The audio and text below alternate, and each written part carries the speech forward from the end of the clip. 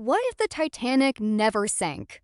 Imagine this. It's April 14th, 1912. The Titanic is racing across the freezing Atlantic, but this time, the iceberg is spotted early. The captain turns the ship just in time. The Titanic narrowly misses the iceberg. No collision, no panic, no lifeboats, and more than 1,500 lives are saved. But here's where history gets really interesting. The Titanic arrives safely in New York. Thousands of passengers step onto the docks, completely unaware that they've just witnessed a moment that could have changed the entire world. Because without the Titanic disaster, maritime safety might have evolved much more slowly.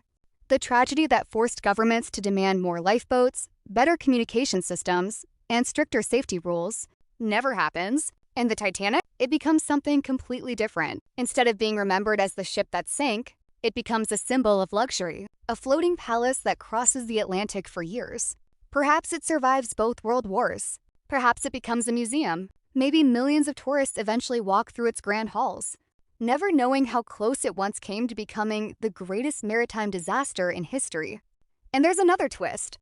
Without the Titanic tragedy, some of the famous stories, movies, books, and legends inspired by it would never exist. The names Jack and Rose might mean absolutely nothing to us.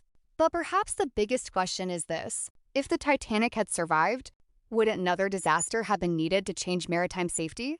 Because sometimes, history doesn't change because something happened, it changes because something went wrong. And if the Titanic had never sunk, the world might have become a very different place. One iceberg missed, and an entire chapter of history disappears.